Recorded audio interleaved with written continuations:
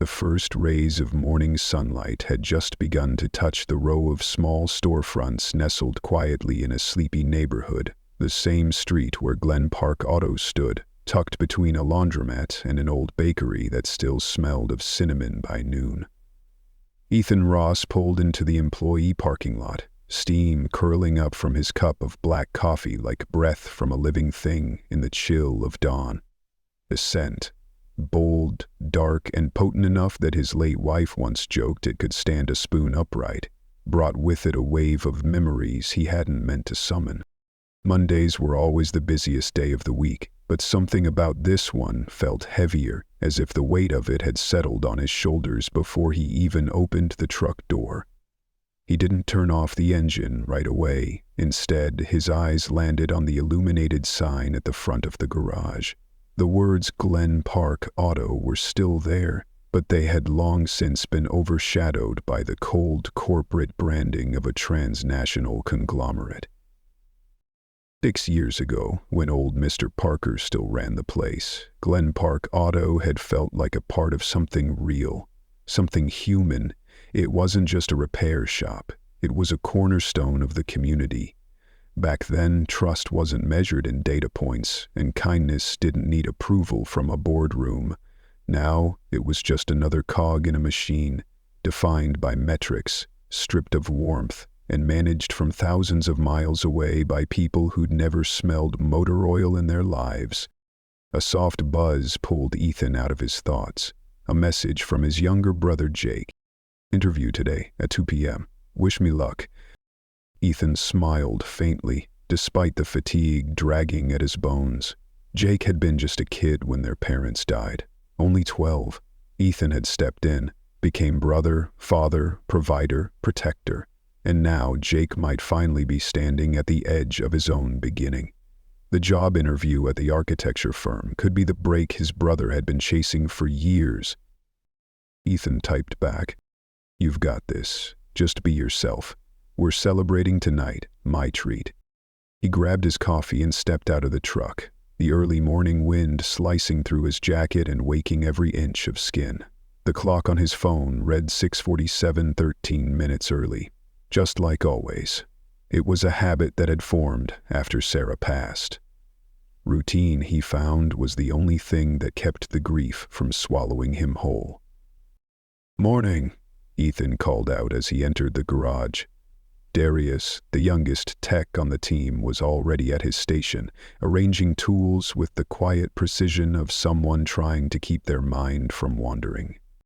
"Rumor is the district manager's dropping by today," Darius said, glancing up. "Everyone's on edge." Ethan nodded. "Tom Driscoll. He sent out that new protocol memo. Looks like it's going to be rough." From the break room emerged Rita, clipboard in hand and eyebrows already furrowed. Last time they changed the workflow, Miguel nearly threw his back out. "These new time standards are insane." Miguel, the senior mechanic, rolled out from under an old Honda Civic, streaks of grease on his cheek. "They want us doing 3 oil changes an hour. If you want it done right, it just isn't possible." "Unless they want us cutting corners," came a voice sharp enough to halt all conversation. The room fell silent. Tom Driscoll had arrived 15 minutes earlier than scheduled. Tall, polished, and utterly detached, Tom looked like he belonged in a showroom more than a garage. His leather shoes gleamed. His dress shirt was crisp and untouched by even a smudge of oil. He held a tablet like a shield, something to protect him from the mess of reality and the hands that actually kept the company running. "Good morning," he said without waiting for a response.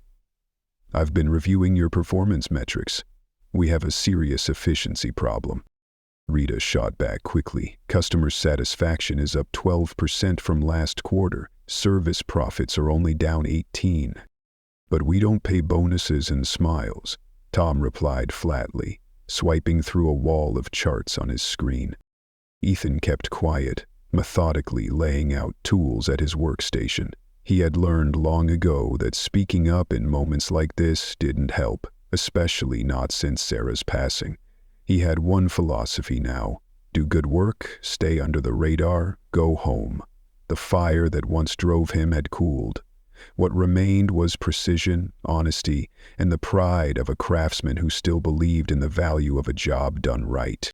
Tom called everyone to gather around the whiteboard he'd brought, launching into an elaborate breakdown of the new performance matrix, a tangled web of time limits, quotas, upselling goals, and revenue expectations. Ethan noticed a faint tan line on Tom's ring finger. His wedding band was gone. Maybe the man had lost something recently too, a marriage. Or maybe, deeper still, he'd lost himself. "There will be no more complimentary services," Tom announced, drawing a red line across the board. "No free inspections, no free wiper replacements, no free lubrication. Every part, every minute needs to be accounted for and charged accordingly." Ethan raised his head. Small courtesy services keep customers loyal. They come back when something big breaks. Tom's gaze narrowed. "Mr. Ross, always the bleeding heart. The one who puts compassion over cash flow." He paused just long enough to let the insult land like a slap. "Your customer loyalty rating is the highest in the district, but your average invoice? I only recommend what a car actually needs," Ethan replied evenly. "How noble," Tom sneered. "But this is a business, not a charity. From now on, everything gets logged and billed. No exceptions." Rita looked ready to push back, but Tom cut her off with a raised hand. "Direct orders from executive leadership. The auto service industry is evolving. Adapt or fold, like the 3 independent shops that went under last year." He punctuated the statement by clicking his marker shut. As Tom continued his sermon about code sheets, label systems, and cross-sell targets, Ethan glanced at the corner of his toolbox. There, taped to the inside panel, was a photo of Sarah in her hiking boots, the last trip they'd taken before the cancer made her too weak to walk. She was laughing in that picture, full of life, even as her body quietly betrayed her. It was Sarah who told him to stay at Glen Park after the acquisition. "They still need someone decent," she'd said. "Be that person, Ethan." By mid-morning, the garage was alive with the familiar cacophony of revving engines, clanging tools, and the hiss of compressed air. Above them, in the glass-paneled office that felt more like a fishbowl than a workspace, Tom sat like some distant deity, watching the world below through security feeds and spreadsheets. "He watches everything we do," Miguel muttered, as he and Ethan worked under the hood of an aging sedan. "As long as we do it right, there's nothing he can hold against us," Ethan replied, his hands steady and precise. Because for Ethan Ross, quality was the only rebellion left, and for now, that would have to be enough. "That's what you'd think," Miguel replied with a dry chuckle. "But last month at the Riverside branch, he fired 2 guys for being too thorough. Called it inefficient diagnostic procedure." Ethan frowned but didn't respond. Instead, he kept his head down, movements calm and mechanical, refined by years of habit and repetition. In a world increasingly dominated by algorithms and fading human connections, the touch of steel, the sound of a running engine, those were still real. Metal didn't lie. Rubber didn't betray. Oil never promised and left. With the right tools and knowledge, almost anything broken could be fixed. People, though, that was another matter. Around midday, Rita made her way to Ethan's station. "We're getting behind. Think you can push your lunch a bit?" "No problem," Ethan nodded, wiping his hands on a rag. "I was planning to call Jake at 1. He's got his interview today. I just hope it goes well." Her expression softened. "He's smart. He'll do great. Tell him I said good luck." "Will do," he smiled. But as she turned away, Ethan's eyes drifted upward and locked with Tom's. Through the glass office above, the manager's gaze was sharp and unblinking, fingers flying over the tablet as if logging every wasted second, every unprofitable breath. The constant surveillance had drained the air from the shop, replaced it with pressure and a silence that crept into every movement. Even the mechanics seasoned, steady work like men chased by the clock, skipping over details they'd never normally ignore. Sweat trickled down Ethan's temple. He wiped it away, leaving a black streak of grease on his cheek. The morning had been a relentless wave of back-to-back jobs. Car after car, customer after customer, no break, no time to breathe. And through it all, Tom's words echoed. No freebies, no exceptions. But that wasn't why Ethan had chosen this life. It wasn't about the profit margins or upselling brake fluid. It was about solving problems. It was about the look on someone's face when they drove away knowing they were safe again. It was about keeping people going, giving them a little hope, even if they couldn't always afford it. The clock inched closer to noon. The garage door rolled open, revealing a weathered blue minivan creeping in with loud, grating squeals that made everyone turn their heads. The brakes cried out in distress, the sound raw and jarring like a plea for help. Ethan looked up, wrench still in hand, watching the minivan hobble to a stop. The driver stepped out, a woman visibly anxious but holding herself with quiet determination. She opened the back door and gently lifted out a sleeping infant in a baby carrier. Then, crouching down, she coaxed a little boy, maybe 3 years old, from the seat, the child clinging to her leg like he was afraid the floor might give way. Ethan set down the wrench, his heartbeat slowing. There was something familiar about that image. A memory stirred. Sarah cradling Jake, years ago, when the world had felt just as heavy. Through the glass, Tom watched too, tablet in hand, eyes narrowed, calculating. No freebies, no exceptions. But Ethan knew. Some rules weren't written down. Some people deserved more than a number in a spreadsheet. The woman made her way toward the front desk, each step slow but resolute. One arm balanced the baby carrier. The other guided her toddler, who clutched her jeans. Ethan noticed the kid's shoes. Worn through at the toes, laces mismatched and fraying, probably from 2 different pairs salvaged for parts. The shoes told a story, of struggle, of survival, and of a mother doing whatever it took to keep her children safe. Ethan inhaled deeply. Rules had their place, but some moments demanded something more, something human. The woman's clothes were clean but faded. Her hair was tied back hastily, a rushed morning's effort at neatness. "Excuse me," she began, voice shaking with hesitation. I know I don't have an appointment, but my brakes are making this horrible grinding sound, and sometimes I have to press the pedal all the way down before they even catch." Rita looked up from the computer, stress etched across her face. "We're booked pretty solid. Soonest I could fit you in would be Thursday afternoon." The woman's face fell. "I can't wait that long. I need to get the kids to daycare and I start a new job across town tomorrow."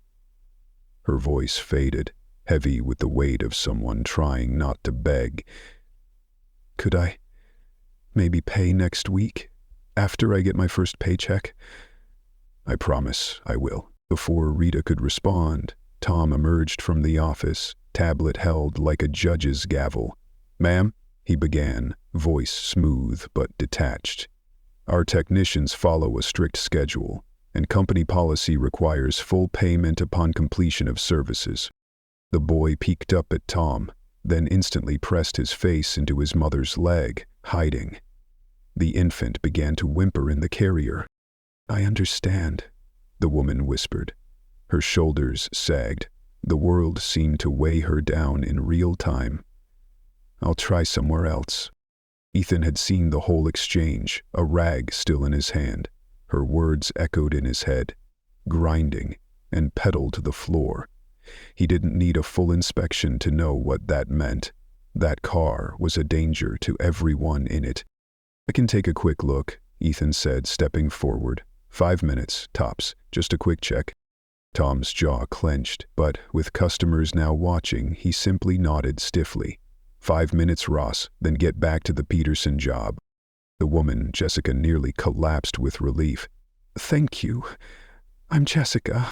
"Ethan," he replied with a small smile. "Let's take a look." The minivan was at least 12 years old. The blue paint on the roof had faded and peeled. A tiny plastic dinosaur sat on the dashboard, next to a stack of job applications. "Mind if I take it for a spin around the block?" Ethan asked. "Of course," she said, handing over the keys. "I'll stay here with the kids." Ethan pulled the van into a service bay and lifted it on the hydraulic lift. One glance confirmed his fears. Brake pads worn down to bare metal, one caliper leaking fluid, rotors deeply scarred. Honestly, it was a miracle she hadn't already had an accident. He lowered the car and brought it back to Jessica. She was trying to soothe the infant while keeping an eye on her son, who was happily playing with a toy truck by the waiting area. "Is it bad?" she asked, already bracing for the worst. "Completely worn brake pads," Ethan said gently. "One rotor's damaged. It's not safe to drive, especially with your kids in the car." Jessica closed her eyes as if trying to absorb the blow. "How much?" she whispered. "Pots and labor." "About 380. Color drained from her face. I don't have that right now. Not until next week at least." From the office, Tom was watching, arms crossed, judgment already cast. The new policy was crystal clear. No pay, no service, no exceptions. But Ethan looked at the child in her arms, at the little boy, still blissfully unaware that his safety had become a line item on someone else's profit report. He thought of Sarah, of what she would have done, of Jake, and how one small break had changed his life. "Give me a second," Ethan said softly, turning away. He walked back to his toolbox, opened the bottom drawer, and pulled out his emergency credit card. He'd saved it for real emergencies, for Jake, or sudden medical bills. But this felt like one of those moments. He quietly gathered the parts from inventory, scanning them through under his employee discount. Tom was barking at Darius about timing targets, too distracted to notice. Rita, nearby, caught Ethan's eye. She said nothing, just nodded.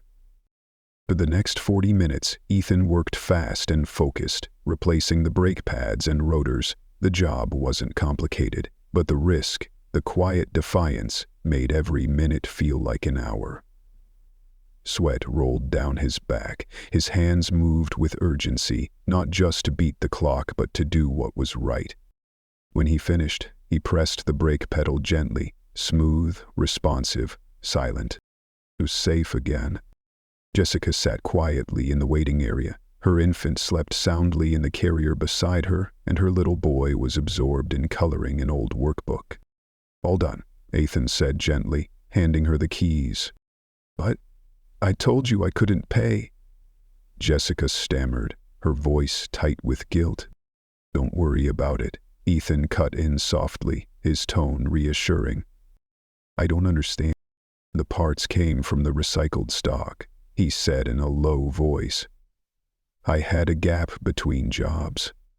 Just drive safe, and someday help someone else if you get the chance." Jessica's eyes brimmed with tears. "I don't even know what to say." "You don't have to say anything," Ethan replied. "Just keep those kids safe." As the aging minivan pulled away from the shop, Ethan gave a small wave, a quiet sense of peace washing over him. For the first time in what felt like years, he felt aligned again with the reason he chose this profession. Not to sell, not to pressure, but to help. But what he didn't realize was that from the upper office window, Tom had seen everything. His face hardened. The truth was clear. Ethan was putting his tools away when a shadow fell across his workbench. He didn't need to look up to know who it was. The entire garage seemed to hold its breath. Conversation stopped mid-sentence. Everyone avoided looking directly at the unfolding moment. Upstairs, now, Tom's voice was cold and clipped. Ethan straightened, wiped his hands calmly, and followed Tom across the shop floor. Each step echoed against the concrete like the slow toll of a final verdict. From behind the glass wall of the office, Rita watched, her expression tight with worry, fingers twitching as if ready to dial someone for help. The office door shut behind them with a dull, final click, a sound that felt like a lock on fate itself. On the computer screen, surveillance footage was frozen mid-serm, Ethan scanning a barcode on the replacement part.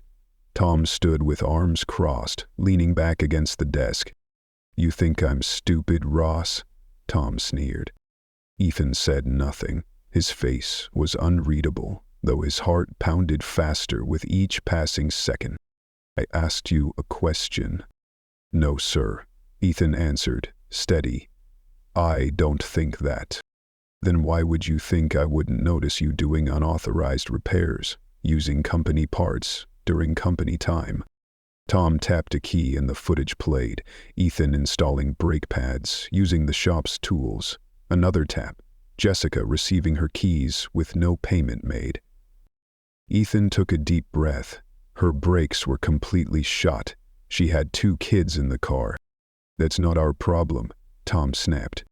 "It becomes our problem if something happens to them," Ethan shot back, his voice still even. "They're kids, sir." "It's Mr. Driscoll," Tom corrected, the edge in his voice sharpening. "And I don't need a moral lecture. You broke at least 4 company policies in the past hour." He flicked through his tablet, listing each violation like charges in a courtroom. Unauthorized use of inventory, performing unapproved service, misappropriating company resources. Then he looked up, eyes like ice. "Technically, I could call that theft." "Theft?" Ethan's voice finally cracked, not with fear, but with heartbreak. The words stung not because he feared the consequences, but because everything he'd done had come from a place of principle. "I paid for those parts out of pocket," he said, "on my personal credit card." Tom gave a tight, blade-thin smile. "Using the employee discount, which only applies to your own vehicle, not random walk-ins." His voice hissed like tires on pavement. "It's all clearly outlined in the employee handbook, the same one you signed when Transnational took over Glen Park." Through the window, the garage seemed frozen. Miguel and Darius busied themselves with tasks they weren't really doing, glancing toward the office with growing concern. Rita had inched closer, anxiety etched into every line of her face. "Listen," Ethan started, trying to keep his voice level. "I've worked here 8 years. I've got the highest customer satisfaction ratings in the district. I made a judgment call." "That's the problem," Tom cut in sharply, eyes narrowing. "You're not allowed to make judgment calls anymore. No one is." He jabbed a finger toward the workshop below. "This isn't your parents' garage where you get to play hero with company assets. We have protocols. We have sales targets. We have profit goals." Ethan nodded slowly. The end was inevitable now. He'd known it the moment he reached for that credit card. "So, what happens now?" Tom set the tablet down like a final gavel drop. "Now I make an example of you." His voice rose, purposely loud enough to carry through the office walls. "Detail? Ethan Ross, you're terminated. Effective immediately. Hand over your badge and clear your station." A sharp breath could be heard from someone outside the office. Ethan didn't speak. He simply stood still, 8 years erased in seconds by cold policy and corporate rigidity. His thoughts went briefly to Jake. Today was his interview. The rent was due next week. His world spun silently and violently. Tom threw open the office door. Mr. Ross decided company policies didn't apply to him. He used company time and resources to provide free service to a random woman with a sob story. Let this be a reminder. This is a business, not a charity. Ethan looked around the garage, hoping, just for a second, that someone might speak up. that Rita or Miguel might say something, but the silence was thunderous. He didn't blame them. Everyone had bills to pay, families to feed. "I'll get my tools." Tom trailed him closely, still pontificating. Footage has already been sent to headquarters. For those considering their own acts of generosity, take note. Ethan reached his workstation and opened his toolbox, the one he'd brought with him when he first started. Slowly, methodically, he placed each tool back in its place, like preserving dignity in the face of humiliation. The set had been a gift from Sarah, high quality, built to last. "For the man who can fix anything," the card had said back then. But this was something he couldn't fix. A few customers passed by, eyes awkwardly averted. An elderly man who had brought his old Buick tees for years gave a solemn nod, his way of saying goodbye. Ethan locked the toolbox. Rita stepped closer. "This isn't right," she whispered.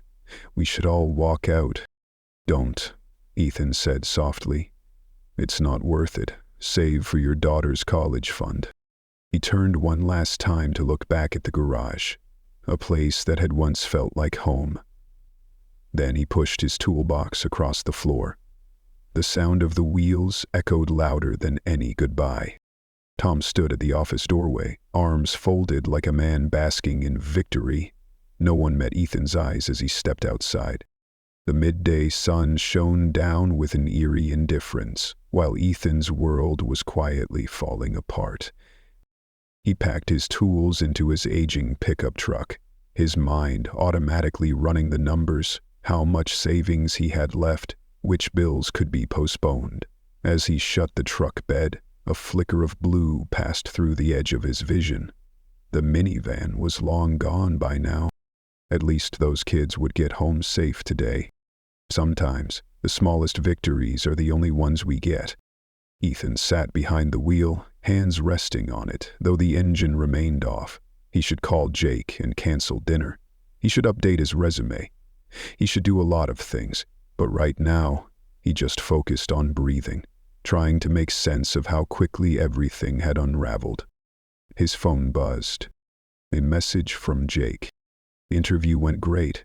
They want me back tomorrow to meet with the partners." A faint smile tugged at Ethan's lips. At least, something good happened today.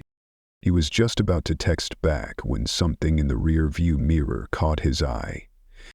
A sleek black luxury car glided into the Glen Park auto lot like a panther slipping into its territory.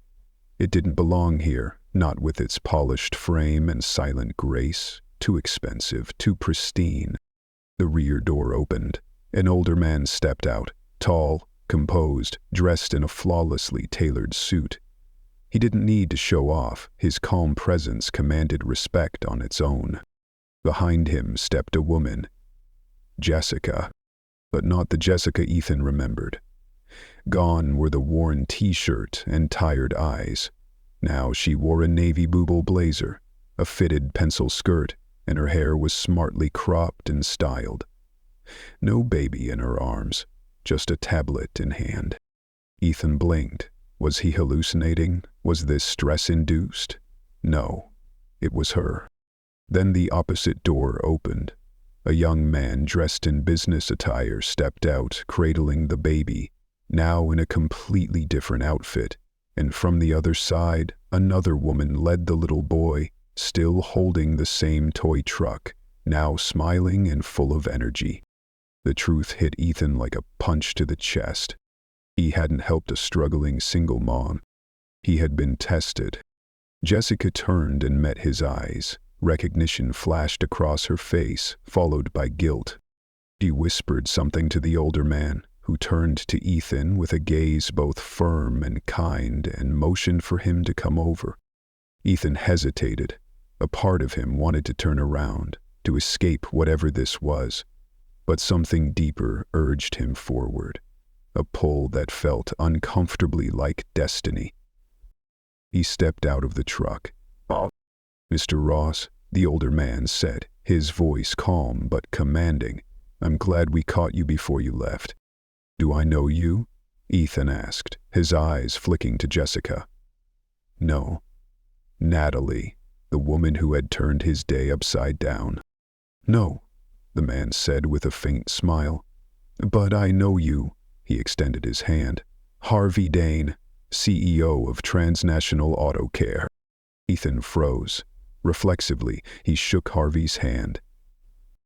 And this is Natalie Brooks, Executive Assistant and Head of Internal Audits. Ethan swallowed. I think we've met. Natalie nodded slightly, her expression sheepish.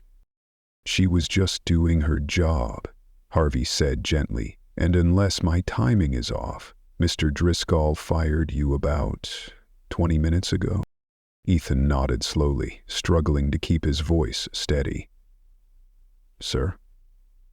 If this was a test, I think I failed it.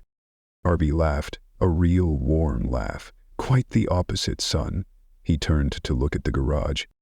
But this conversation deserves to be had with Mr. Driscoll and the entire tech team present. He gestured toward the building. Shall we?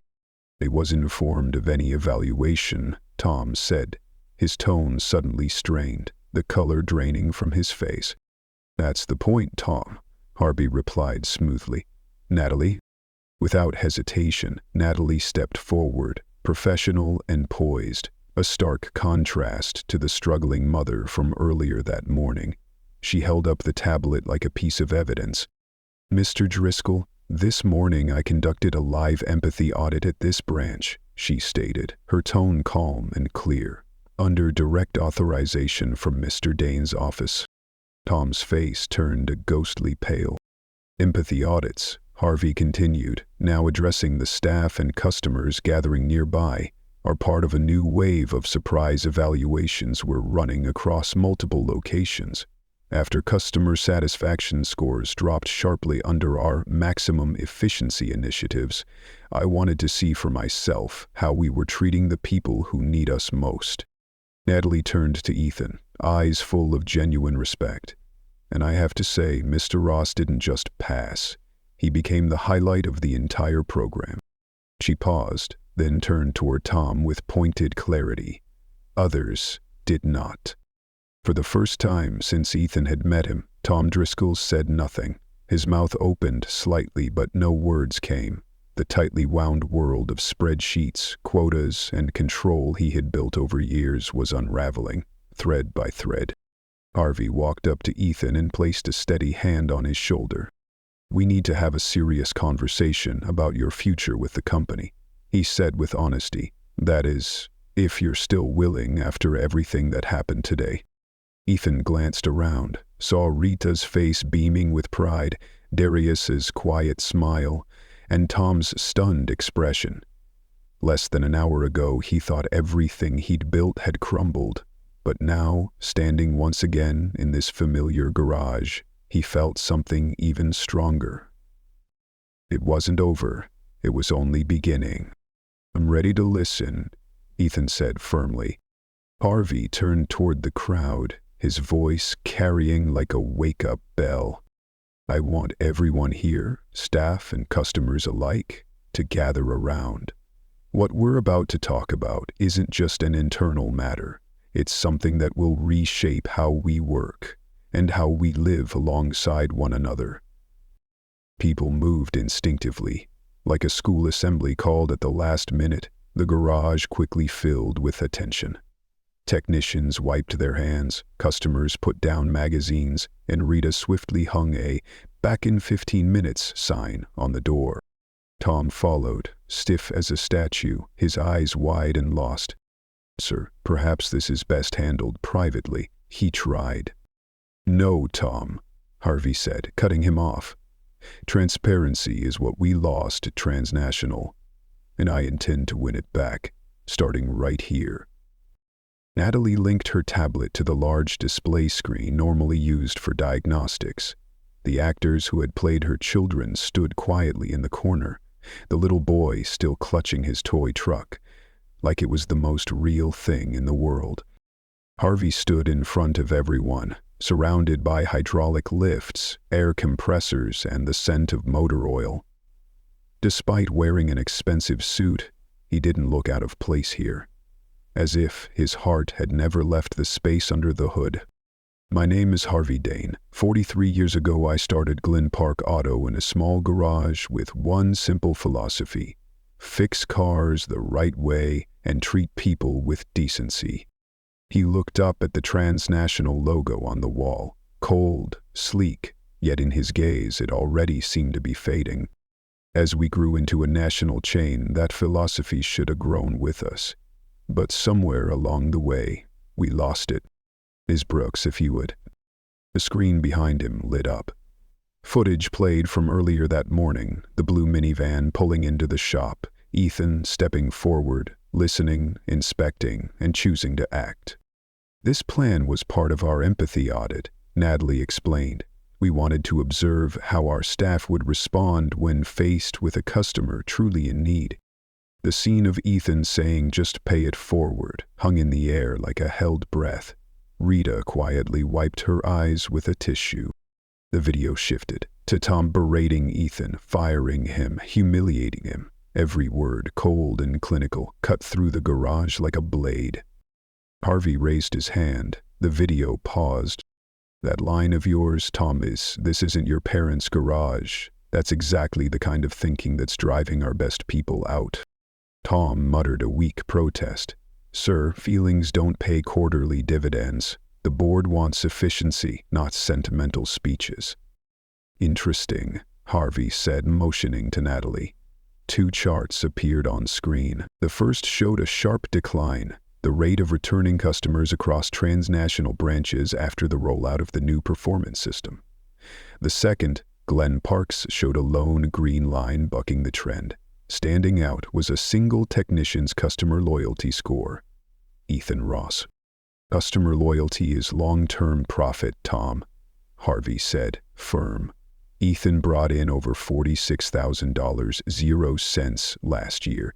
You know how? Through kindness." Applause broke out, first from Darius, then Miguel, then from a few customers nearby. Smiles began to return to the room. "And the free repair incident?" Tom grasped at straws. $380, Harvey said. "A small investment in return for trust, reputation, and a lifetime customer. You want to know what really bleeds this company dry? Toxic leadership. Fear-based management, treating people like tools." Silence followed. Harvey stood tall, his voice not loud but ringing louder than any speech. "Tom Driscoll, you no longer have a position at Transnational Auto Care." Tom froze. "You can't fire me. I hit every target. I followed the numbers. And in doing so, destroyed the very reason this company exists." Harvey didn't need to say more. Two security guards, revealed now to be customers from earlier, stepped forward.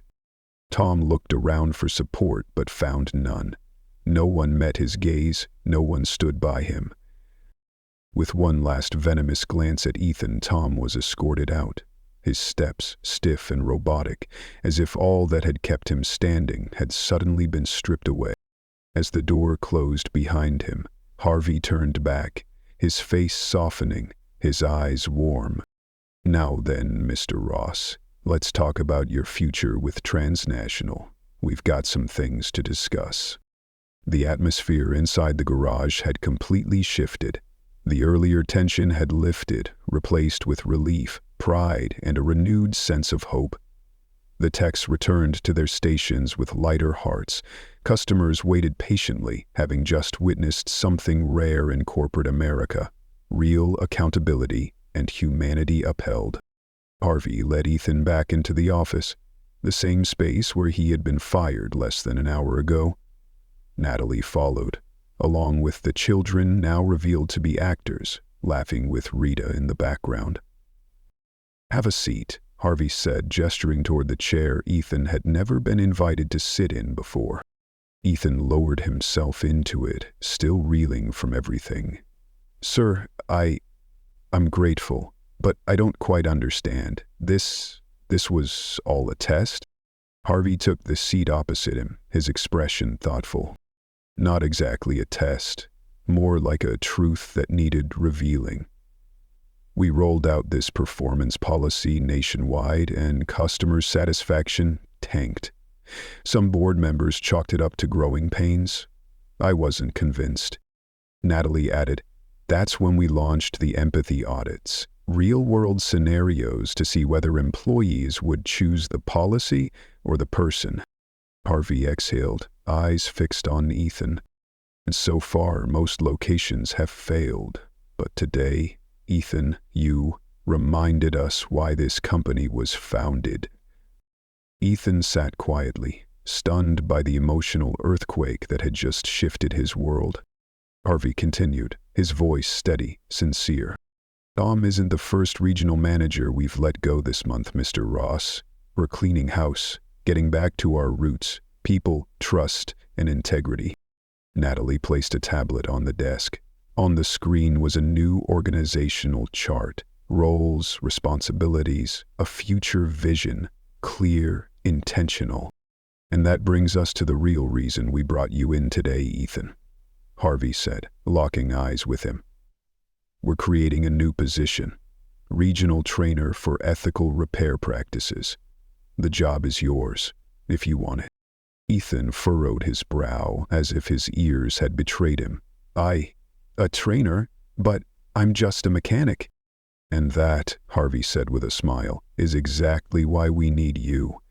You don't just understand machines, you understand people. You've been in the trenches, felt the pressure, and still held on to your ethics. That's rare." Natalie chimed in, "The salary is double what you're making now, comes with a company vehicle and a flexible schedule." Ethan felt his throat tighten. Double the pay, that would mean real security for him and Jake. It would mean honoring Sarah's memory, building a world where doing the right thing didn't get punished. It got rewarded. He hesitated, overwhelmed. "I don't know what to say." "Then say yes," Harvey said, hopeful. "We need more people like you, people who do what's right, not just what's written."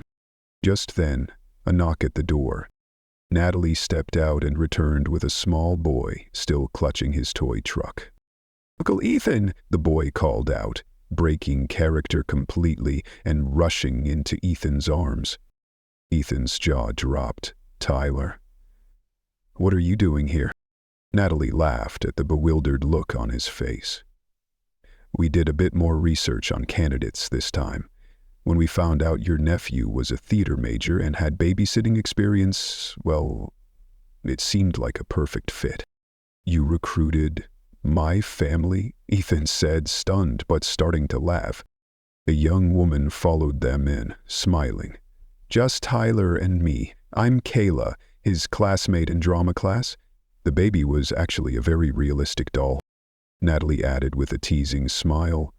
Tyler said, and I quote, "My Uncle Ethan is the best person ever. He'll totally pass your test." Ethan looked down at his grinning nephew, a tightness swelling in his chest. He ruffled Tyler's hair. "You little fucks, you really pulled one over on me." Tyler blinked. "Are you mad at me?" Ethan smiled, eyes glistening. "No, buddy, just surprised. Very, very surprised." Harvey stood and stepped forward, once again extending his hand. "So, Ethan Ross, will you help us rebuild Transnational's culture from the ground up?" Ethan looked at Tyler, saw the hope in his eyes. He thought of Sarah, how proud she would be, smiling somewhere in the beyond. He thought of Jake, of the door that had just opened for his younger brother's future. He thought of the customers, real people who needed someone in their corner, in a world that too often felt cold and indifferent. He thought about what it means when someone who fixes cars decides to fix a system. "Yes," Ethan nodded. "It would be an honor." Harvey gripped his hand firmly. "Welcome to the leadership team." At that exact moment, Rita couldn't hold it in anymore. She flung open the office door and practically shouted, "So Ethan's staying, right?" "More than that," Harvey announced to everyone gathered. He'll be training all of us how to do what's right, not just what's required. The announcement rippled through the garage like a wave. Darius clapped first. The applause spread, stronger, louder. Miguel whistled joyfully. Rita wiped away tears, but this time they were happy ones. In that moment, the garage wasn't a place of pressure. It was a place of promise. Natalie stepped closer to Ethan and said quietly, "I'm sorry for setting everything up without warning, but my niece really is starting daycare next week, and I know the fear of driving with bad brakes." "No need to apologize," Ethan replied sincerely. "Just one thing. Why use a real minivan with faulty brakes? Wasn't that dangerous?" Natalie smiled. "Authenticity matters in these audits, and we knew you'd fix it the right way." Surrounded by co-workers, customers, and family, with applause echoing and admiration in every glance, Ethan felt something he hadn't in a long time. Not just for himself, but for the entire industry. That maybe, just maybe, companies didn't have to lose their humanity to survive. That behind every number, every invoice, there were real people.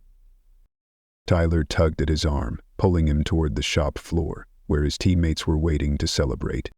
"Come on, Uncle Ethan, everyone wants to talk to you." And Ethan let himself be pulled forward, not back into the past, but into the future.